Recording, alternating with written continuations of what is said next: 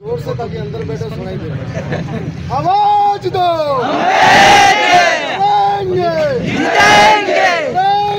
जीतेंगे। आज इस महत्वपूर्ण लड़ाई के अंदर शामिल हुए तमाम नौजवान भाइयों एवं इज्जतदार बहनों, ये लड़ाई जो मेरे से पहले कई वक्ताओं ने अपनी अपनी बारी बारी से बातें रखी आपके बीच में, मैं समझता हूँ मैं कम बातें रखते हुए यहाँ का जो गुस्सा है उसको विधानसभा की टेबल पर जाकर बात करूँगा, ताकि यहाँ की बात को मैं ये समझता हूँ कि आज आदिवासी पुरखों की बदौलत हमको ये जमीन मिली और हमारे आदिवासी पुरखों की वजह से जंगल सुरक्षित हो पाए, हम प्रकृति के पूजक हैं, उनकी बदौलत ये जल जंगल जमीन को हम सुरक्षित कर पाए। धीरे धीरे देश आज़ादी से पहले जब संविधान नहीं बना था, नए कानून नहीं बने थे, उससे पहले हमारे आदिवासियों का एक लंबा संघर्ष चला था। हमारे पुरखों ने कई बलिदान दिए थे, तब जाके पैसा एक और 5वीं अनुसूची हमारे इलाके को मिली थी। 5वीं अनुसूची के माध्यम से हमारे इलाके को जल जंगल जमीन को सुरक्षित किस प्रकार से किया जाए, इसके माध्यम से हमारे को यह अनुसूची मिली थी। और इसके बाद में धीरे धीरे सरकारें आई और गई। इन सरकारों ने आदिवासियों को सिर्फ इस्तेमाल किया और इन सरकारों ने विकास के नाम पर विनाश करना शुरू किया, कभी डैम के नाम पर, कभी और खनन के नाम पर इन लोगों को हमेशा विस्थापित करते रहे। इस बात को अब आने वाली पीढ़ी को समझ में आया तो धीरे धीरे विरोध करने लगे। लगातार संवैधानिक तरीके से संविधान का उल्लंघन करते हुए आपने नगर पालिकाएं बनाई, आपने वीडियो के माध्यम से हमारे गाँव के भीतर ऐसी योजना बनाई जिसमें 5 गांव इस गांव से लिए, 5 गांव इस इलाके से लिए, ताकि ये उनको लगा कि विरोध करने वाले चंद लोग होंगे, बाकी लोग घर पे बैठकर देखते रह जाएंगे। यह आपसी मन मुटाव केवल लड़ाई को बढ़ाने के लिए इस तरह का माहौल पैदा किया गया।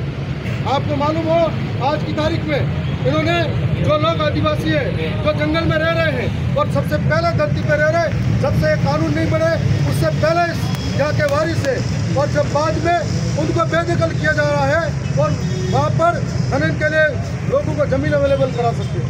तो मेरा ये मानना है कि अगर बाहरी कंपनियों को लाकर जमीनें दे सकते हैं तो आदिवासी को जमीन क्यों नहीं दे सकते? खनन के नाम पर उनको जमीनें मिल सकती है तो आदिवासी को जमीन के पट्टे क्यों नहीं मिल सकते हैं? और ये बात उदयपुर इलाके के अकेले की नहीं है। आज की तारीख में दरियावत के अंदर भी रीको के नाम पर आदिवासियों से जमीन छीन रहे हैं, कई पावर प्लांट के नाम पर आदिवासियों की जमीन छीन रहे हैं, कई सोने चांदी के नाम पर आदिवासियों की जमीनें छीनी जा रही है। यह हर जगह का मामला है और हम लोग सोचते हैं कि उदयपुर के अंदर ये लड़ाई हमको लड़नी है। कल सलम्बर के अंदर भी सोने की बात बताई, कल वहाँ पर भी ये लड़ाई मौजूद हो जाएगी। कल ये बांसवाड़ा के अंदर, प्रतापगढ़ के अंदर, कुंभलगढ़ के अंदर हर जगह ये हाल हो रहा है।